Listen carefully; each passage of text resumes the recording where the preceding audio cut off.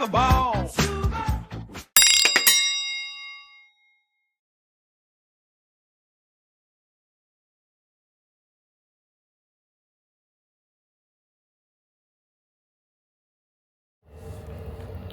Pengkodifikasian hukum artinya penyusunan peraturan-peraturan hukum secara sistematis, bulat, dan lengkap dalam suatu kitab undang-undang oleh badan pemerintah yang berwenang. Artinya, kodifikasi itu mencerminkan paham legisme yang berpendapat bahwa hukum hanya terdapat dalam undang-undang. Kodifikasi hukum sendiri terjadi karena adanya kebutuhan untuk menyusun dan membuktikan aturan-aturan secara sistematis, jelas, dan terintegrasi dalam satu dokumen. Berikut beberapa alasan utama kenapa kodifikasi hukum dilakukan. Yang pertama, menyatukan aturan yang terpecah. Kedua, kepastian hukum. Ketiga, efisiensi dan praktis. Keempat, adaptasi terhadap perubahan zaman. Kelima, keseragaman hukum. Dan yang keenam, pengakuan internasional. Konsekuensi dari pandangan legis ini yaitu bahwa suatu kodifikasi hukum tertentu memuat segala-galanya yang diperlukan dalam bidang yang bersangkutan. Menurut Ali Said SH, kodifikasi yang kita artikan dalam program pembinaan hukum nasional bukanlah pengertian kodifikasi tertutup, sebagaimana yang dianut oleh para penganut aliran legistem, tetapi merupakan kodifikasi terbuka.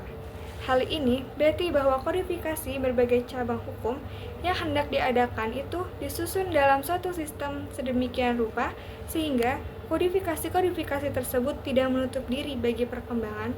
Kemudian, dalam masing-masing cabang hukum bersangkutan, menurut Prof. Dr. Maryam Darus Badrul Zaman, SH,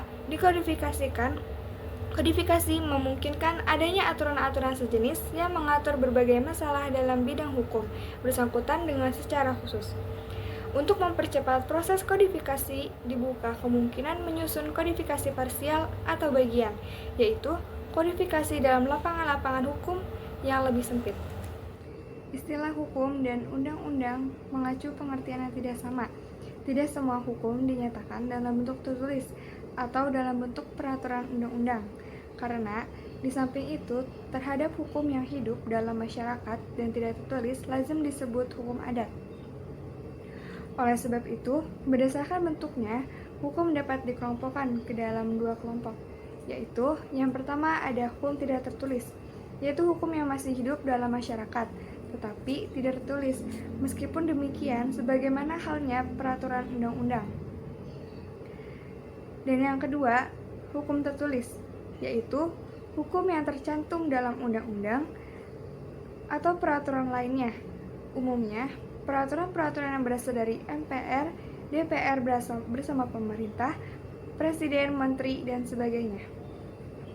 Dalam pada itu, seyogyanya dibedakan antara hukum tidak tertulis dengan hukum tertulis jika dikatakan bahwa pada umumnya dengan hukum adat itu tidak tertulis.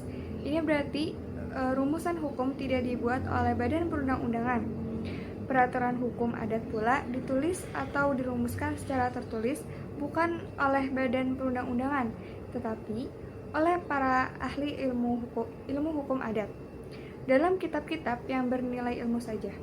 Singkatnya, hukum serupa itu dapat dikatakan sebagai ajaran atau Recht als Leer dan hukum tertulis sebagai kekuasaan atau Recht als Macht.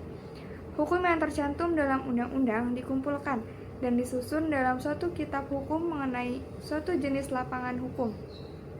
Kitab hukum yang demikian itu disebut codificate, berasal dari perkataan kodeks atau undang-undang.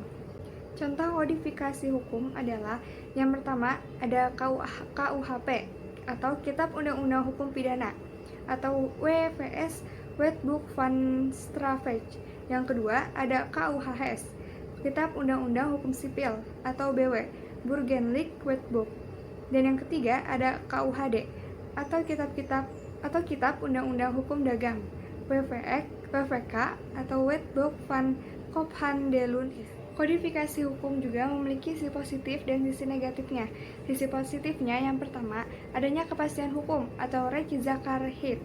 Artinya, melalui kodifikasi atau pembukuan hukum, masyarakat memiliki pedoman mengenai perbuatan apa yang tidak dapat dihukum, sehingga kewenangan penguasa negara dapat dihindarkan, bahkan ditiadakan. Yang kedua, adanya kesatuan hukum atau Recht to unificate. Artinya, kodifikasi memungkinkan adanya unifikasi, yaitu berlaku satu macam hukum untuk seluruh masyarakat. Misalnya hukum pidana di Indonesia. Dan yang ketiga, adanya penyederhanaan hukum.